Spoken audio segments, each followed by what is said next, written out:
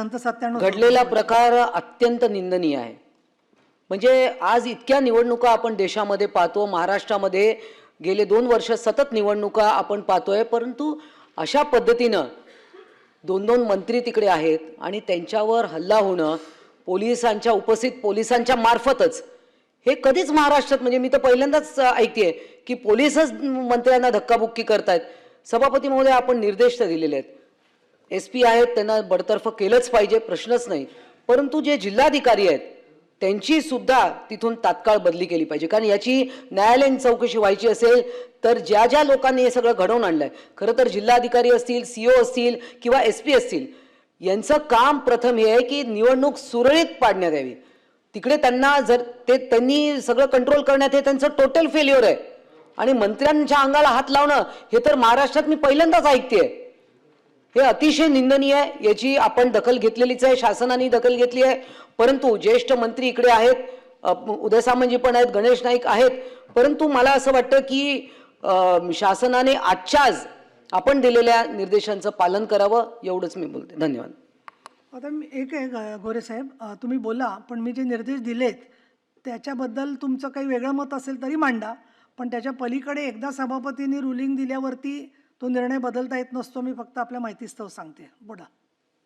आता अध्यक्ष सभापती महोदया, मी काय बोलणार आहे याच्या अगोदर आपणच सांगताय की मी काय बोलणार आहे। सगळ्या सदस्यांना सांगितलं, माझी सभागृहाला माझी विनंती आहे की या सभागृहामध्ये आता जी चर्चा चालू आहे, या चर्चेच्या अनुषंगानं सातारा जिल्हा परिषदेच्या निवडणुकीच्या संदर्भात ज्या काही घटना घडल्या त्याच्यावर सभागृहामध्ये चर्चा चालू झाली आणि आपण काय निर्देश दिले।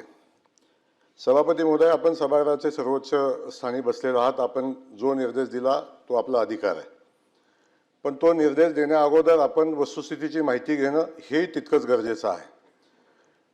ज्या जिल्हा परिषदेच्या निवडणुका सातारा जिल्ह्यामध्ये झाल्या आणि जी वस्तुस्थिती इथं सांगायचा प्रयत्न या ठिकाणी सभापती महोदया झाला, ती वस्तुस्थिती पहिली आपण समजून घेण्याची आवश्यकता आहे। सातारा जिल्हा परिषदेची निवडणूक चालू असताना ज्या काही घडामोडी घडल्या त्या जिल्हा स्तरावर झालेल्या घडामोडी आपण सगळ्यांनी पाहिलेल्या आहेत। ज्या सदस्याचं अपहरण झालं, अशा पद्धतीचा गुन्हा दाखल झाला, तो सदस्य राष्ट्रवादीचा आहे। ज्यांनी गुन्हा दाखल केला तो त्या सदस्याचा मुलगा, तो राष्ट्रवादीचा आहे। गुन्हा कुणी दाखल केला त्याचा तपास कुणी करायचा, तो पोलिसांनी करायचा। त्याचा तपास होण्याची आवश्यकता आहे का? आता आहे। असं असताना जिल्हा परिषदेची निवडणूक चालू झाली। सकाळी 10:30 वाजता जिल्हा परिषदेच्या परिसरामध्ये निवडणूक चालू असताना जिल्हा परिषद सदस्य सोडून अन्य कुणी त्या जिल्हा परिषदेच्या सदस्य प्रिमायसेसमध्ये गेलं नाही पाहिजे। आपण कायदा सुव्यवस्था आपण बघतो, निवडणुकीच्या अनुषंगाने काय नियम घालून दिलेले आहेत ते आपल्याला माहिती आहे, आणि ते नियम कुठल्याही लोकप्रतिनिधीसाठी वेगळे नियम नाहीत। कोण मंत्री असले म्हणून वेगळा नियम नाही, कोण आमदार असला म्हणून वेगळा नियम नाही। निवडणुकीची प्रक्रिया चालू असताना निवडणुकीच्या प्रक्रियापासून जिल्हा परिषदेमध्ये जी निवडणूक प्रक्रिया चालू होती, जिल्हा अधिकाऱ्यांचे आदेश होते की कुणी त्या ठिकाणी यायचं नाही, जिल्हा परिषद सदस्य सोडून कुणी येऊ नये आणि जिल्हा परिषदेच्या कर्मचाऱ्यांनी यावं। ही निवडणूक चालू असताना जिल्हा परिषदेमध्ये आपण बघितलं काय परिस्थिती झाली। जिल्हा परिषदेचं पोलीस उभे असताना गेट तोडून माणसं आत गेली। माणसं आत गेली नाही, 3-4 हजार लोक त्या जिल्हा परिषदेच्या प्रिमायसेसमध्ये निवडणूक चालू असताना होती। ही कोणी नेली लोक? ही परिस्थिती कोणी निर्माण केली? याची माहिती सभापती महोदया घेतली पाहिजे ना। पोलिसांची जबाबदारी कायदा सुव्यवस्था राखायची आहे, पोलिसांच्यावर कारवाई केली, चुकीचं असेल तर कारवाई झाली पाहिजे, परंतु कायदा सुव्यवस्था राखायची जबाबदारी आहे कुणाची? सरकारची। सभापती महोदय ऐकून तर घ्या, ऐकून घ्या ना, मी सांगतो ती परिस्थिती समजून घ्या, माझं म्हणणं मला मांडू द्या। बाकी तुम्ही जे निर्देश दिलेले आहेत तुम्ही सभागृहामध्ये ऐकून घेताय, माझे मुद्दा आमचंही म्हणणं ऐकून घेतलं पाहिजे ना। मी एक मिनिट, मी एवढं स्पष्टीकरण आपल्याला सांगते एवढ्यासाठी की कसं झालं, मग त्याच्यात आधी कोण गेलं नंतर कोण गेलं, याच्यापेक्षा ज्या प्रकाराने आपले मतदारांना सभागृहामध्ये पोलिसांनी उचलून नेलं, अटक केली, त्याबद्दलची त्यांनी जी वस्तुस्थिती सांगितली ती तशी नाही आहे असं तुमचं म्हणणं असेल तर चौकशीत पुढे होईल. हो, मी तुमचंही खरं म्हणते ना, मी नाही म्हणत नाही आहे, पण त्याचा संपूर्ण आधीचा समग्र हे याच्याशी काही संबंध नाही. नाही, त्यांनी माणसं आणली का नाही, हां आपण म्हणणं म्हणजे त्या मुद्द्यापुरतं घ्या की माझं म्हणणं पोलीस ऐकून घ्या सभागृहात ना, गेले त्या होते का मुद्द्यापुरतच नव्हते? बोलतोय. नाही नाही, गोरे सभापती साहेब, मग त्या नाही, ऐकून घ्यायला लागेल, पण त्या सभागृहात पोलीस गेले की नाही तेवढंच तुम्ही सांगा ना मला. मी असं म्हणत नाही, तुम्ही बोलू नका. हा, वस्तुस्थिती सांगतोय, तुम्ही वस्तुस्थितीच्या आधारे ज्या सदस्य महोदयांनी सांगितलं त्या माहितीच्या आधारे आपण कारवाई करताय, तीच वस्तुस्थिती मी पण सांगतोय.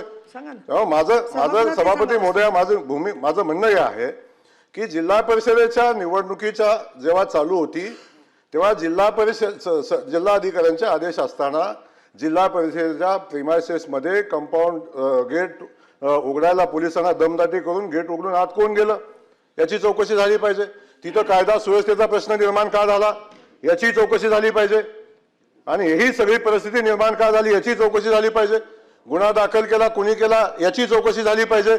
आणि जर पोलिसांना तपास करायचा होता, जर पोलिसांनी तपास केला असता मतदानही झालं असतं. पोलिसांना तपास करून द्यायची जबाबदारी कुणाची होती? जर ज्यांच्यावर गुन्हा दाखल झाला त्याला तुम्ही प्रोटेक्शन देऊन हातात धरून तुम्ही सभागृहात घेऊन जात असाल तर सभापती महोदय हे कुठल्या कायद्यात बसतं? कोर्ट ठरवेल कोण आरोपी आहे, चुकीचा आहे, खरं आहे, खोटं आहे, हे कोर्ट ठरवेल. कोर्टाने निर्देश दिल्यानंतर त्याच्यावर कारवाई होईल. परंतु ज्यांच्यावर गुन्हा दाखल झाला ते आरोपी आहेत का नाही आपण कसं ठरवतो? आणि त्या आरोपींना प्रोटेक्शन देण्याची जबाबदारी असं कसं काय आपण घेऊ शकता? त्यामुळे माझं सभापती महोदया माझं सांगणं आहे, आपण ज्या पद्धतीनं वस्तुस्थिती समजून न घेता, परिस्थिती समजून न घेता आणि त्या ठिकाणी जे काय घडलंय, अध्यक्ष सभापती महोदय, त्या ठिकाणी जे काय घडलंय हे न पाहता जर जिल्हा परिषदेमध्ये निवडणूक चालू असताना कायद्याचं उल्लंघन केलं कुणी, निवडणूक चालू असताना 100 मीटरच्या आत जायला नाही पाहिजे, 5 मीटरवर सभागृहाच्या जातात कसं अध्यक्ष महोदय? या सगळ्या गोष्टीची चौकशी झाली पाहिजे, याही गोष्टीची माहिती घेतली पाहिजे. आणि आपण कायदा सुव्यवस्था पाळायची जबाबदारी आहे कुणाची? आणि आपण मंत्री म्हणून काम करत असताना त्या जिल्हा परिषदेच्या परिसरामध्ये असलेल्या पोलिसांना शिवीगाळ करण्याचा अधिकार दिला कुणी? या सगळ्या परिस्थितीचा विषय सभापती महोदय समजून घेतला पाहिजे. आणि आपण ही परिस्थिती समजून न घेता, वस्तुस्थितीचा अहवाल न मागवता, फक्त इथं चर्चा झाली म्हणून एखाद्या IPS अधिकाऱ्याला सस्पेंड करणं हे नियमांना धरून सभापती महोदय नाही. आपण अशा पद्धतीचा निर्देश कसा देऊ शकतो? तुम्ही घेतलेल्या निर्णयावर मी बोलायला मला अधिकार आहे नाही माहिती नाही, पण मी आपल्याला या ठिकाणी सांगेन, त्या ठिकाणची परिस्थिती, कायदा सुव्यवस्था धोक्यात आणण्याचं काम केलं कुणी? जर त्या ठिकाणी आजपर्यंतच्या इतिहासामध्ये जिल्हा परिषदेची निवडणूक असताना त्या ठिकाणी मंत्री कसे जातात? का कायदा सुव्यवस्थेचा प्रश्न निर्माण होतो? 2-2, 5-5 हजार कार्यकर्ते कोण बोलवतं याची चौकशी झाली पाहिजे. या सगळ्या गोष्टी, याही गोष्टीची चौकशी झाली पाहिजे. 11 वाजता जिल्हा परिषदेची निवडणूक असताना जिल्हा परिषदेच्या CO ला 11 वाजता मिटिंग घ्यायला कोणी भाग पाडलं याची चौकशी झाली पाहिजे.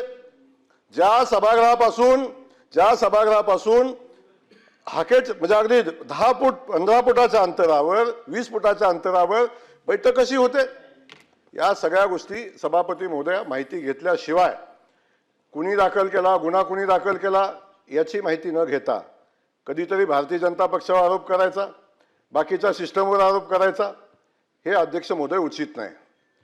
ज्यांनी दाखल केला गुन्हा तो राष्ट्रवादी पक्षाचा कार्यकर्ता आहे, तो त्या सदस्याचा मुलगा आहे. आणि असं असताना भारतीय जनता पक्षाला दोष द्यायचं काय कारण आहे? कशासाठी भारतीय जनता पक्षावर ब्लेम करता? ही सगळी परिस्थिती सभापती महोदय जोपर्यंत सभागृहाच्या समोर येत नाही, त्याची चौकशी होत नाही, तोपर्यंत अशा पद्धतीची कारवाई करणं उचित नाही.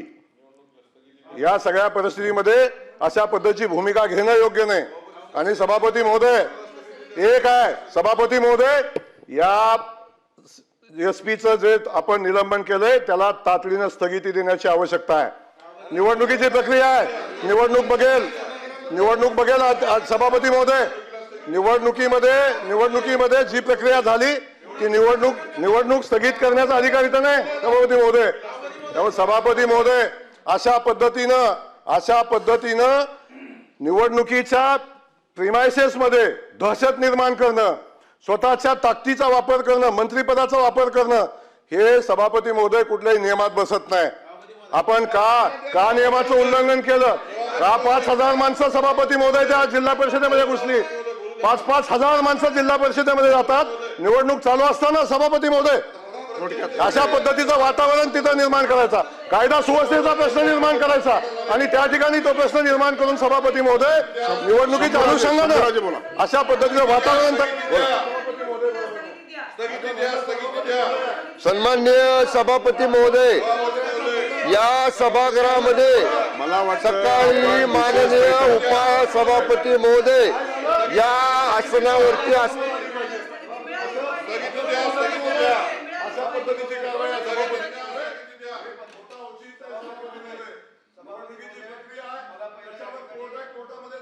नाही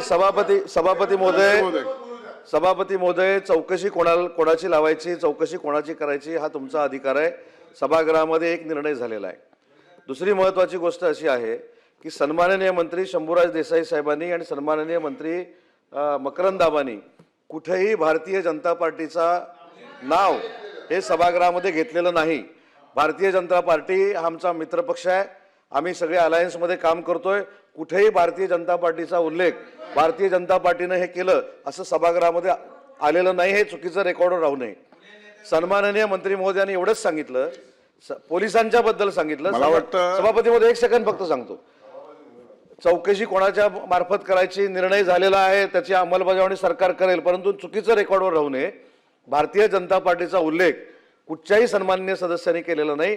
आणि दुसरा ह्याच्यातला महत्त्वाचा मुद्दा असा आहे, जर आम्ही भारतरत्न डॉक्टर बाबासाहेब आंबेडकरांची घटना पाळतो किंवा सांभाळतो किंवा त्याची अंमलबजावणी करतो, तर त्याच्यातला अजून एक महत्त्वाचा मुद्दा आहे की 2 सदस्यांना जे निवडणुकीपासून मतदानापासून वंचित ठेवलं त्याचं काय?